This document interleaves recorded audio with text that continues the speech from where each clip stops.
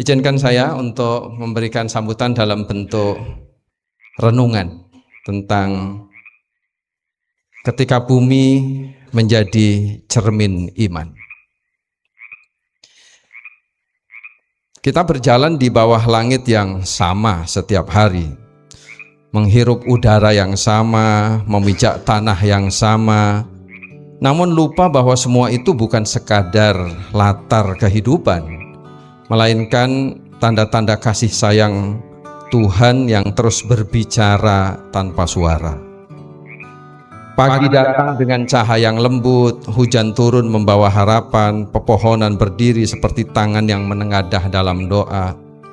Seluruh alam bertasbih, sementara manusia yang diberi akal dan amanah justru sering paling lambat untuk bersyukur. Allah telah mengingatkan dengan bahasa yang sangat halus namun juga sangat tegas. Izinkan saya mengutip salah satu ajaran di dalam Al-Quran. Dhaharul fasadu fil barri wal bahri bima kasabat aydin nas liyudhiqahum ba'dalladzi amilu la'allahum yarji'un. Yang kurang lebih artinya, telah tampak kerusakan di darat dan lautan karena perbuatan tangan manusia, agar Allah merasakan sebagian dari akibat perbuatan mereka supaya mereka kembali. Perhatikan kata ini, agar mereka kembali, la'allahum yarji'un. Bukan untuk menghukum, bukan untuk membinasakan, tetapi untuk memanggil pulang kesadaran yang mungkin terlalu jauh berjalan dari amanah sebagai khalifah. Banjir yang datang berulang, tanah yang longsor perlahan, udara yang semakin sesak dengan polusi, bisa jadi bukan sekadar gejala alam, melainkan cara bumi mengetuk hati manusia yang terlalu lama sibuk mengejar dunia hingga lupa menjaga rumah yang dititipkan Tuhan. Sekali lagi izinkan saya mengutip ajaran Islam. Rasulullah Shallallahu Alaihi Wasallam mengajarkan iman melalui hal-hal yang sangat sederhana. Beliau menegur sahabat yang berwuduk berlebihan meski di sungai yang airnya mengalir tanpa habis. La tusrif. Qultu aminal wudu isarofun. Qala, kata Rasul, na'am wa in kunta ala nahrin jarin.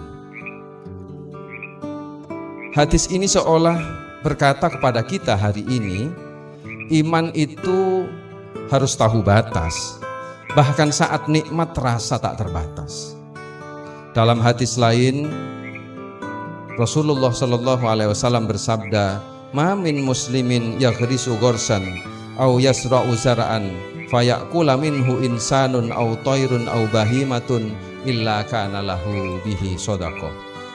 Tidaklah seorang muslim menanam pohon atau menabur benih, lalu dimakan oleh manusia, dimakan burung, dimakan hewan, kecuali itu menjadi sedekah baginya.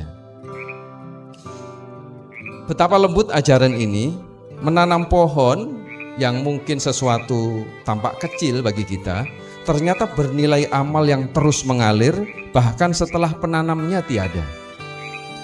Di banyak tempat di negeri ini, umat-umat terdahulu memahami pesan itu tanpa banyak teori.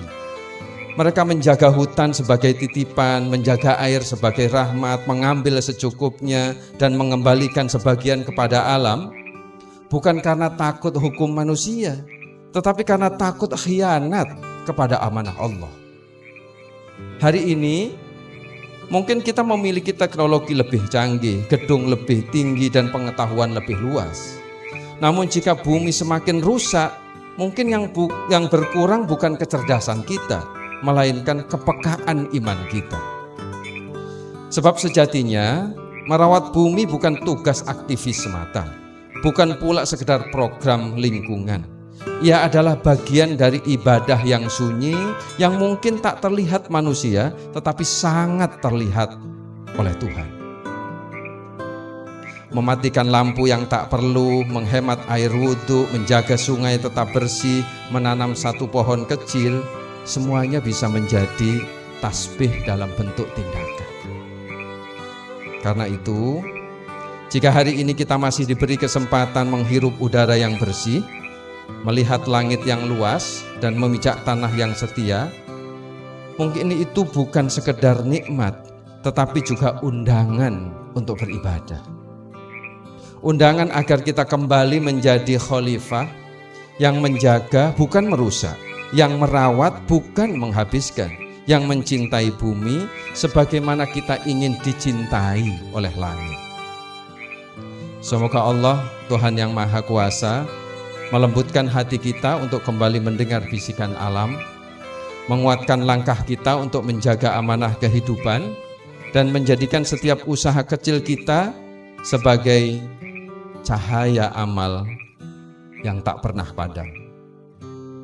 Amin. Amin ya rabbal alamin.